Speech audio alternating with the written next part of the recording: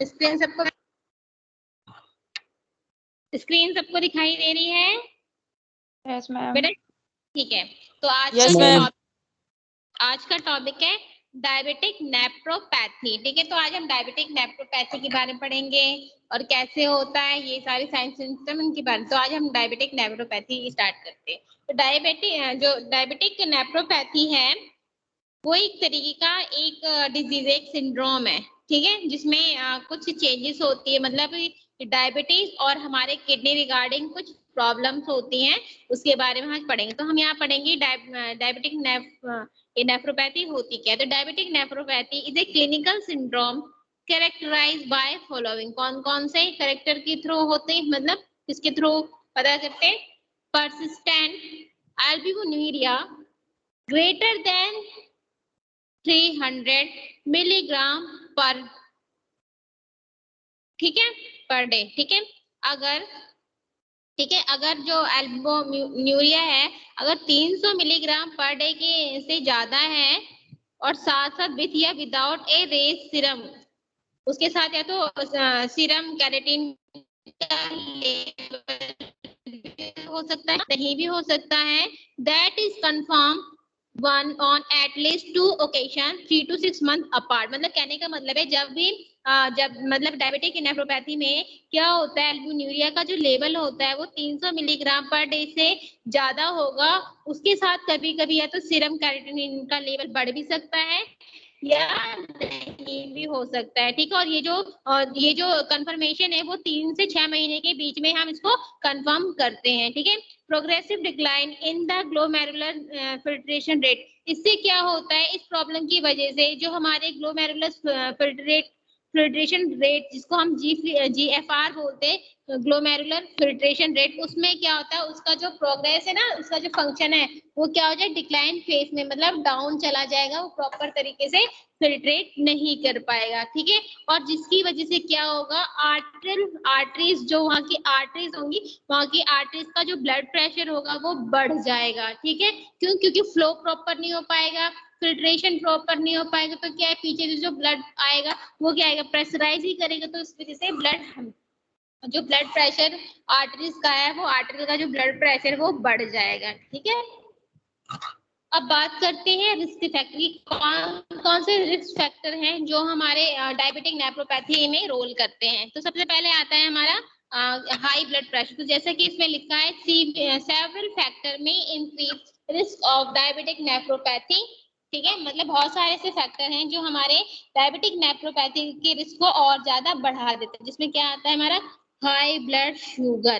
ठीक है, that difficult to control, जिसको डिफिकल्ट करना बहुत ही मुश्किल है। सस्टेन हाइपरग्लाइसीमिया, ठीक है, जिसमें क्या है, हाइपरग्लाइसीमिया जो क्या है 8.6 से ज्यादा है, ग्रेटर देन 8.6। तो इसमें जो हाई ब्लड शुगर है, इसको क्या है, ये बहुत ही डिफिकल्ट है इसको कंट्रोल करने का। ठीक है, नेक्स्ट है हमारा हाई ब्लड प्रेशर, जिसको हम बोलते हैं हाइपरटेंशन, जिसको क्या है, इसको भी कंट्रोल करना बहुत ही ज्यादा मुश्किल है।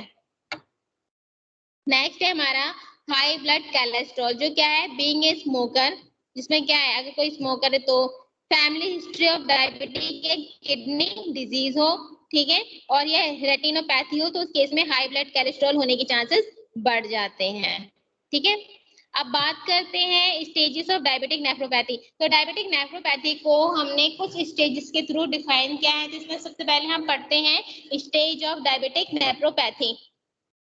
ठीक है, तो डायबिटिक नेफ्रोपैथी के स्टेजेस में नंबर 1 ना है हमारा, तो इसमें हम पढ़ेंगे, जैसे कि आपको ये स्लाइड दिखाई दे रही है, तो इसमें डायबिटीज को हमने डायग्नोस किया है। तो इसमें जो लेवल है, इसमें क्या है, माइक्रो एल्ब्यूमिनुरिया का जो लेवल है वो क्या जा रहा है, पॉजिटिविटी की तरफ जा रहा है, मतलब वो इंक्रीज हो रहा है। तो इसमें अगर हम डायबिटीज का डायग्नोस करेंगे तो इसमें हमें क्या देखने को मिलेगा, हाइपर फिल्ट्रेशन क्लिनिकल लेटेंट देखने को मिलेगी, साथ साथ माइक्रो एल्ब्यूमिनुरिया देखने को मिलेगा, मैक्रो एल्ब्यूमिनुरिया, और फिर उसके बाद है रीनल फेलियर। तो अगर हम किसी पेशेंट को अगर डायबिटीज है तो उसकी वजह से hyper filtration clinical latent micro albuminuria, फिर मैक्रो एल्ब्यूमिनुरिया, फिर रीनल फेलियर होने की चांसेस बढ़ जाएंगे। अगर हम माइक्रो एल्ब्यूमिनुरिया की बात करें तो इसमें जो एल्ब्यूमिन का जो लेवल है वो बहुत ही हाई होगा, और मैक्रो एल्ब्यूमिनुरिया में जो इसमें एल्बुमिनिया का जो लेवल है वो बहुत ज्यादा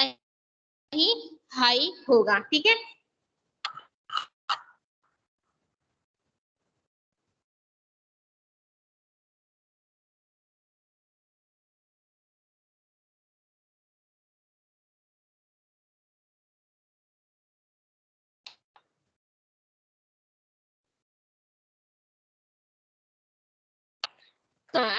बाद में क्या स्टेज 2 स्टेज, जैसे कि स्लाइड में आपका स्टेज 1 में हमने पढ़ा है ग्लोमेरुलर हाइपरटेंशन,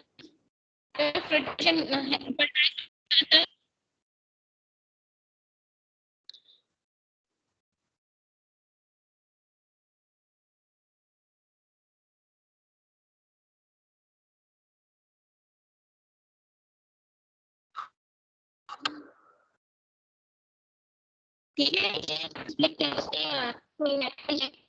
था तो वो इसके अकॉर्डिंग हमने स्टेज को डिफाइन किया हुआ है। ठीक है, अब आता है हमारे डायग्नोसिस ऑफ डायबिटिक नेफ्रोपैथी।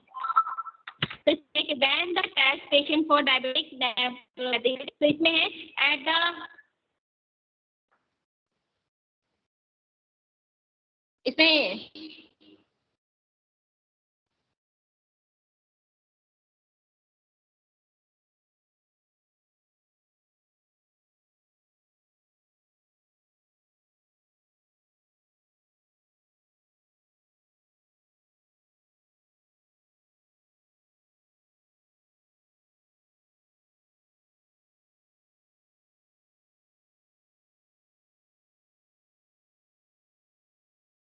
इसमें दिखा रखा है। तो इसमें कि में जो अबे how to screen for microalbumin, कैसे स्क्रीन करेंगे, तो इसमें क्या है measurement of albumin to creatinine ratio in random spot collection, 24 collection या टाइम, तो उसके अकॉर्डिंग एक क्विज है। तो इसमें जो है इसमें क्या है स्क्रीनिंग ऑफ माइक्रो एल्बुमिन क्या जो हमारे स्क्रीनिंग है माइक्रो हम 3 मेथड से, जिसमें है measurement of albumin to creatinine ratio random spot collection के थ्रू कर सकते हैं, 24 आवर्स कलेक्शन के थ्रू कर सकते हैं, या टाइम जो हमारा 4 घंटे या ओवरनाइट के बाद का जो कलेक्शन है उसके थ्रू कर सकते हैं। ठीक है, अब जैसा कि इसमें पूछा गया है albumin creatinine ratio can be measure by, किससे हम मेजर कर सकते हैं, तो इसमें है measure using morning urine sample. जो भी हम मतलब जो हम डायबिटिक नेफ्रोपैथी का जो भी हम एल्बुमिन क्रिएटिनिन का जो रेशियो हम अगर मेजरमेंट करेंगे तो जो मॉर्निंग यूरिन जो सैंपल है उसको लेकर ही हम रैंडम टेस्ट करके हम डायबिटिक नेफ्रोपैथी में एल्बुमिन क्रिएटिनिन का रेशियो देख सकते हैं। अब आता है हमारा measurement urinary albumin can be influence by, कैसे करेंगे, तो इसमें है जैसे कि इसमें हम मेजरमेंट के लिए जो हमने फैक्टर्स इंक्लूड किए इसमें है हमारा UTI, high dietary protein intake, vaginal discharge, drugs, जिसमें हमारे नसार से congestive heart failure, acute febrile illness और वाटर लोडिंग के थ्रू हम मेजरमेंट कर सकते हैं।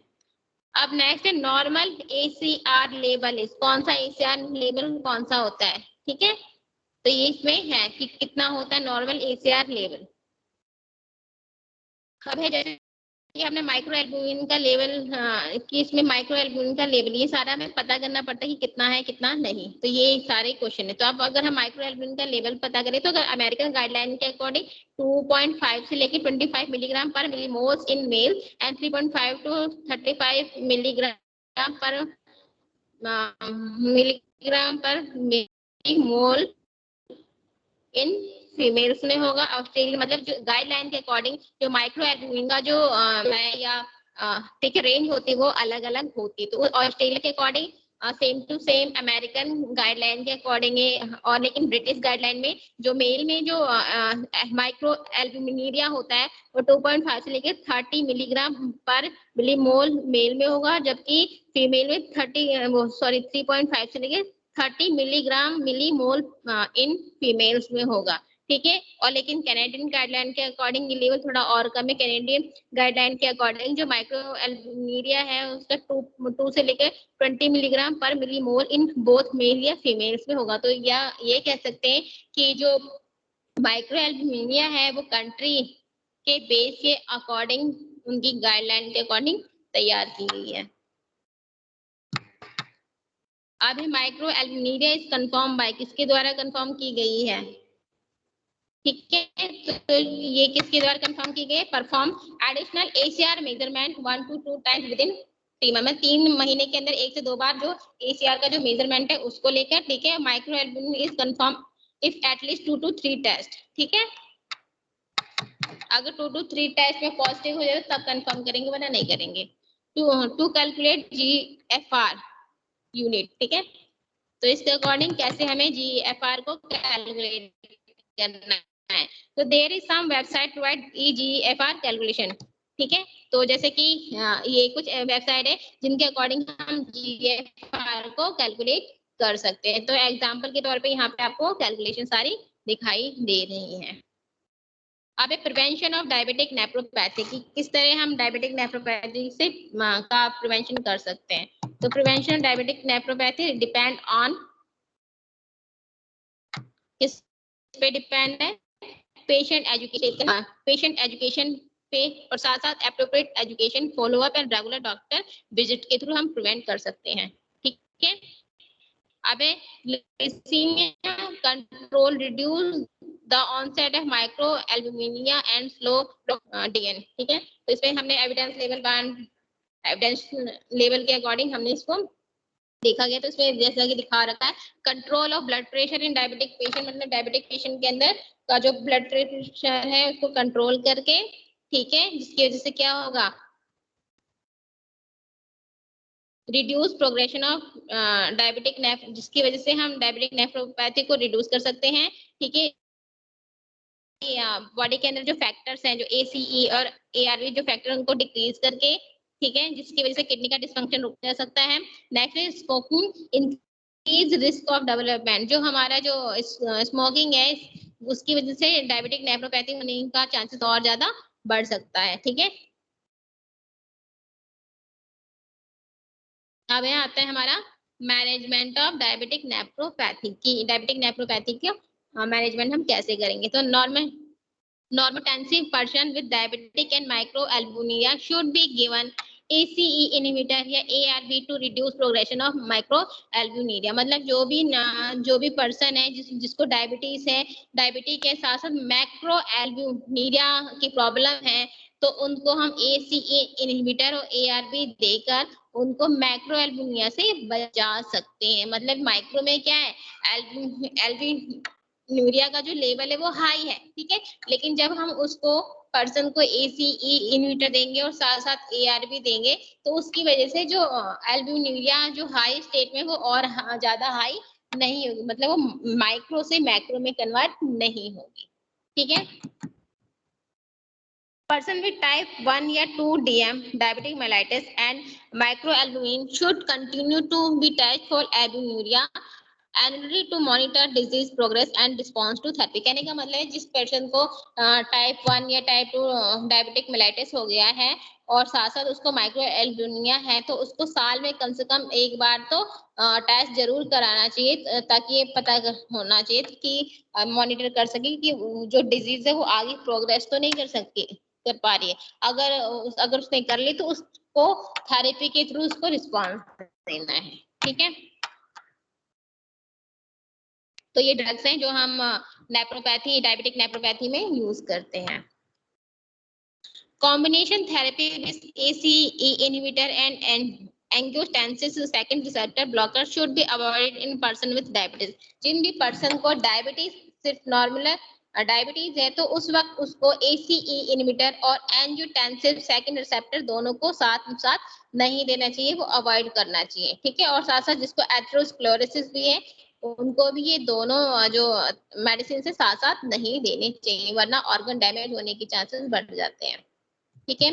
अब बात आती है in type 1 diabetes evidence of superiority of ACE square. अगर टाइप 1 का डायबिटीज है तो हम उसको उसमें ACE जो है इनहिबिटर उनको सुपीरियरली रखेंगे, ठीक है। ARB use if ACE is Contra indication. अगर हम ARB तभी यूज करेंगे जब ACE का ACE को हम अगर मतलब किसी केस मतलब मान लो अगर डायबिटिक किसी को टाइप 1 डायबिटीज है तो हम उसको ACE इनहिबिटर देंगे, लेकिन अगर किसी केस में ACE इनहिबिटर देना मना है तब हम पेशेंट को ARB यूज करेंगे, ठीक है।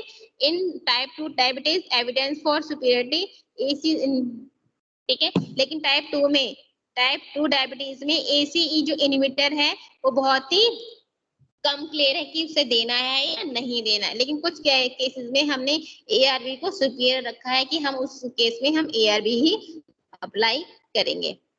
Treat people with type 1 diabetes and microalbuminuria with ACE inhibitor irrespective to blood pressure. मतलब कहने का मतलब है जिस पेशेंट को डायबिटीज 1 टाइप है और साथ साथ उसको माइक्रो एल्बुमिनिया है, उसको हम एसी इनहिबिटर देंगे, जिसकी वजह से क्या होगा, जो पर्सन का जो ब्लड प्रेशर होगा वो इस रिस्पेक्ट मतलब उसके अपोजिट काम करेगा, ठीक है। इसलिए एआरबी में B use if individual intolerance of ACE inhibitor. इसलिए हम एआरबी यूज करेंगे अगर जो पर्सन है वो एसीई इनहिबिटर को टॉलरेंस नहीं कर पाएगा, तो उस केस में हम एआरबी का यूज करेंगे, ठीक है।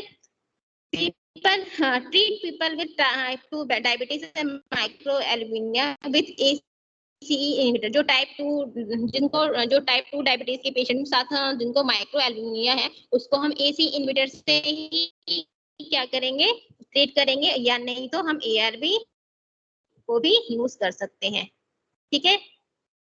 When should patient with diabetic nephropathy refer to nephrology? मतलब कब डायबिटिक नेफ्रोपैथी पेशेंट को हम रेफर करेंगे नेफ्रोलॉजिस्ट के पास, ठीक है। तो इसमें है, तो हम रेफर टू नेफ्रोलॉजिस्ट के पास कब रेफर, अगर उसको एक्यूट किडनी इंजरी हो चुकी हो, ठीक है, या rapid progression of chronic kidney disease होने वाली हो, या स्टेज 4 क्रोनिक किडनी डिजीज हो चुकी, तो उस टाइम हम उसको नेफ्रोलॉजिस्ट के पास रेफर कर,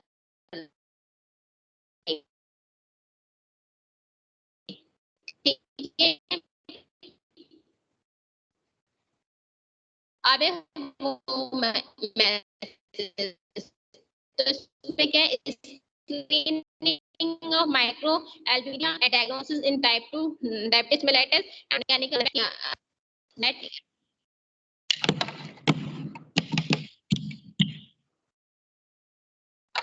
अबे होम मैसेज में है क्या कि अगर किसी पर्सन को फर्स्ट टाइप का डायबिटीज मेलाइटिस हो चुका है, तो उसके 5 साल बाद अगर उसको सेकेंड टाइप का डायबिटीज मेलाइटिस है, तो उसको हम डायग्नोस करेंगे, ठीक है। साथ साथ है micro albuminuria is confirm with positive 2 या 3 टेस्ट। मतलब अगर माइक्रो एल्बुमिनिया का टेस्ट 2 या 3 बार पॉजिटिव आता है, तभी हम उसे कंफर्म करेंगे, ठीक है। Patient education is the cornerstone in preventing diabetic nephropathy. मतलब जो पेशेंट है, उसका पेशेंट का जो एजुकेशन है वो डिपेंड करता है कि वो कितना डायबिटिक नेफ्रोपैथी को प्रिवेंट रोक सकता है, ठीक है। Patient with diabetic nephropathy should be offer ACE ARB if normotensive.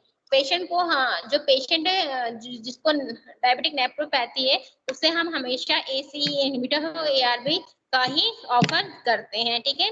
Patient with micro albuminuria should be test for albuminuria annually. अगर पेशेंट को माइक्रो एल्बुमिनिया है, तो उसको हर साल एल्बुमिनिया का टेस्ट कराना चाहिए, ताकि डिजीज को हमेशा मॉनिटर किया जा सके और उसके अकॉर्डिंग थेरेपी रिस्पॉन्स